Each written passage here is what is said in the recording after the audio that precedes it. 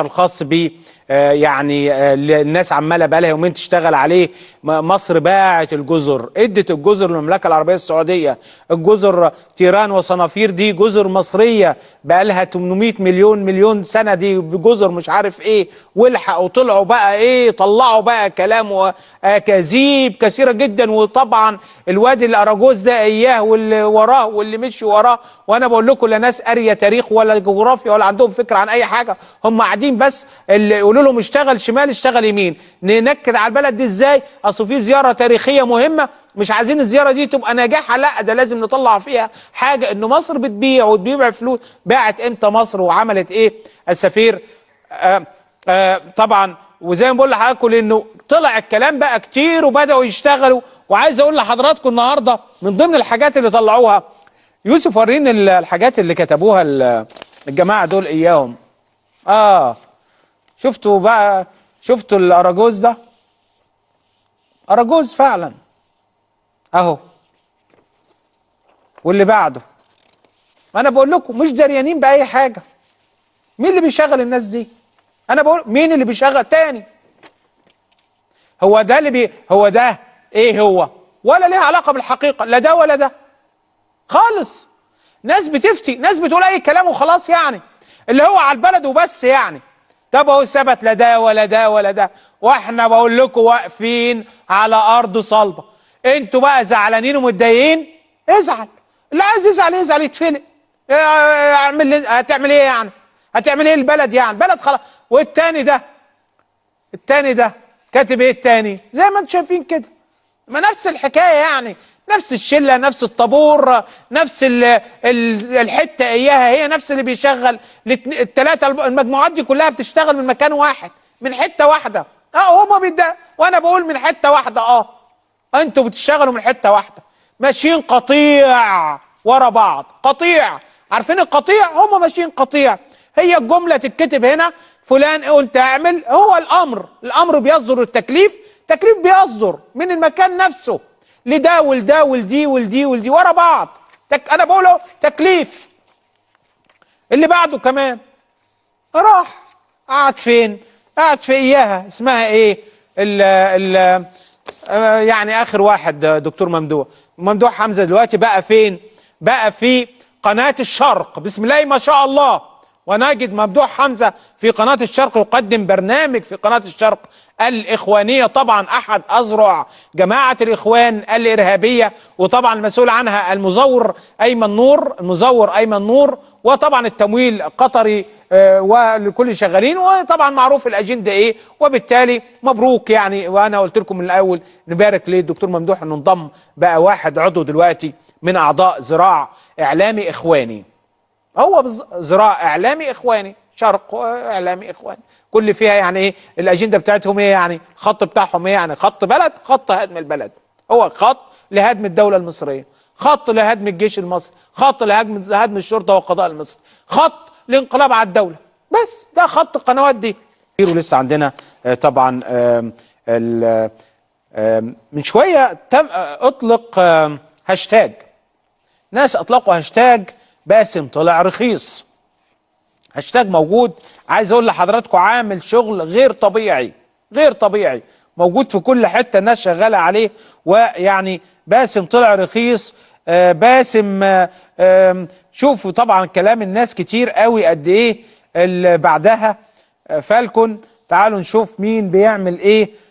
باسم طلع رخيص، ده الهاشتاج اللي شغال دلوقتي قوي جدا، طالع في كل مكان، ناس عماله شغاله عليه. نبض مصر، واحد قال مش عارف مين، والتاني بيحرض الغرب عليه عشان ريجيني فعلا مش عارف ايه.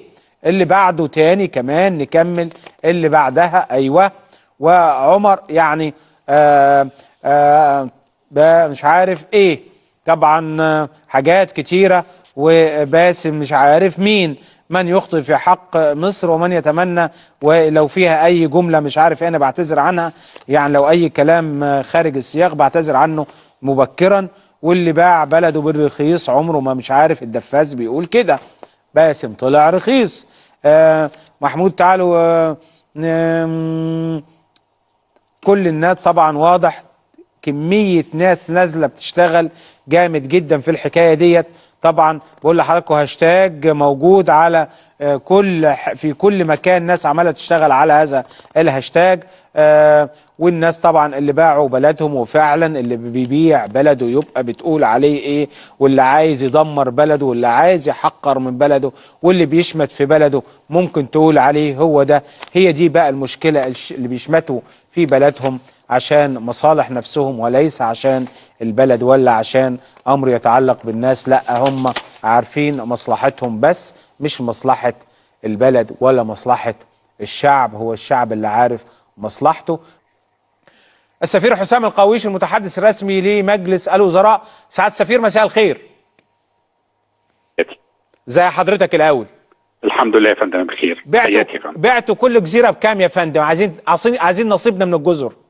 لا، مصر لا تتنازل عن شبر من ارضها، ده ليس محل للبيع ولا للشراء. طبعا مصر مشهود ليها، ومصر قامت بنزاع قانوني لسنوات طويله عشان استرداد طابه، فطبعا الوطنيه المصريه ليست محل لجدال او نقاش. ايه الحكايه؟ صنافير وتيران، ايه الحكايه؟ حقيقه هذا الامر، الدوله العثمانيه 1906 وترسيم الحدود، ثم جاء ترسيم اخر الحدود. ايه حكايه؟ هل صنافير تبعنا ولا تبع المملكه؟ هل تيران تبعنا ولا تبع المملكه؟ ايه حكايه كانوا معانا وبعدين راحوا للمملكه، وكانوا معانا ولا بقى بتوع المملكه ولا بتوعنا، وبعدين القوات الطوارئ الدوليه او موجوده يعني ايه الحكايه يا فندم قانونا؟ تبع مين دلوقتي النهارده؟ هو يعني خلينا نبسط الامور للساده المشاهدين. طبعا هناك اكثر من اساس قانوني للتعامل مع مساله تعيين الحدود البحريه بين مصر والمملكه العربيه السعوديه. هناك في اساس قانوني قرار الجمهوري رقمه 27 لعام 1990، ده بيحدد نقاط الاساس المصريه لقياس البحر الاقليمي والمنطقه الاقتصاديه الخالصه لجمهوريه مصر العربيه. ده مبدأ قانوني ثابت داخل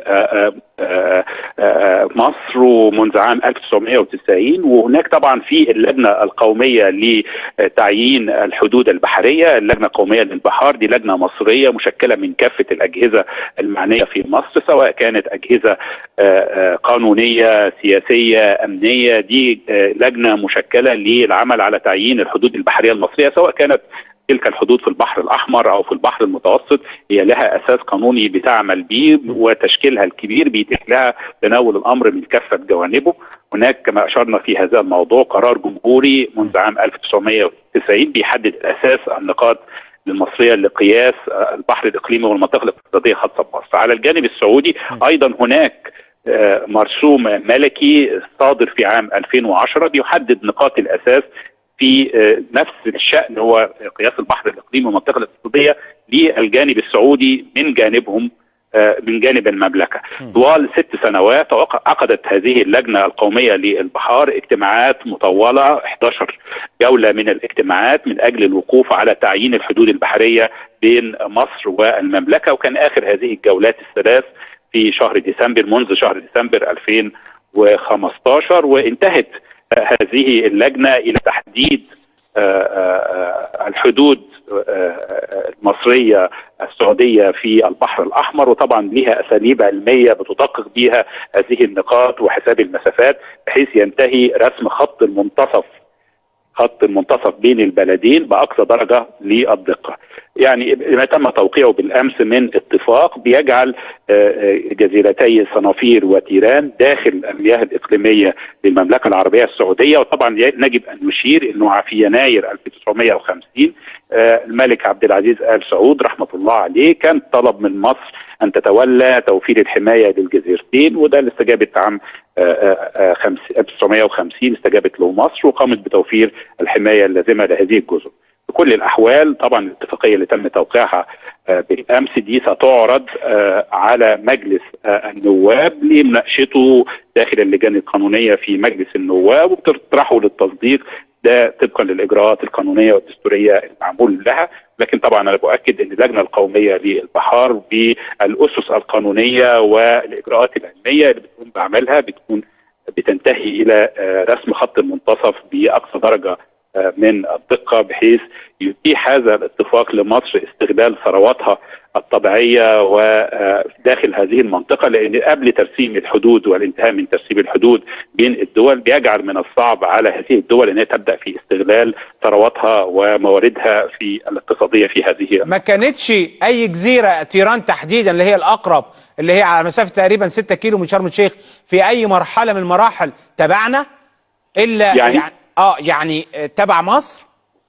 يعني ده امر لازم يجاوب عليه اللجنه القوميه للبحار، لان ليها تاريخ وليها اسس قانونيه بترجع للاسس القانونيه كامله، وبترجع للتدرج التاريخي، وفيها لجان فيها قامات من القضاء وقانونات قانونيه قامات علميه وامنيه. يعني ده سؤال بيجاوب عليه اللجنة القومية للبحار، لأن عندها التسلسل الكامل لهذا الموضوع.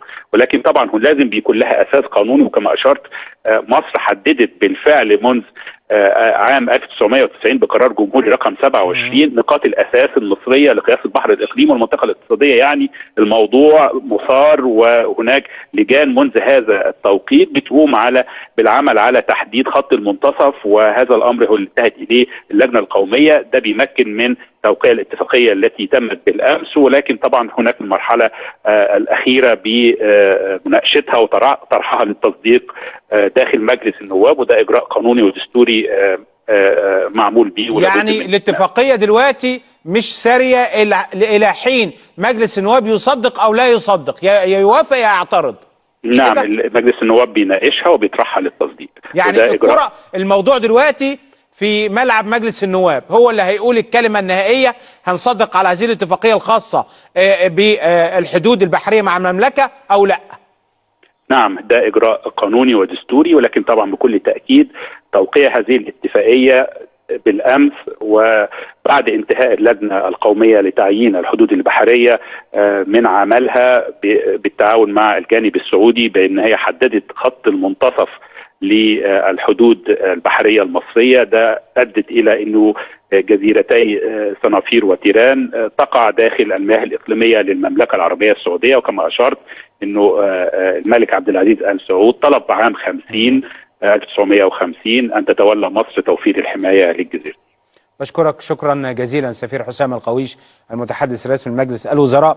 دكتور أيمن سلامة أستاذ القانون الدولي. دكتور أيمن، مساء الخير. مساء النور يا أحمد بيه. أهلا أستاذ أحمد. لما نحب نسمع قانون نسمع حضرتك.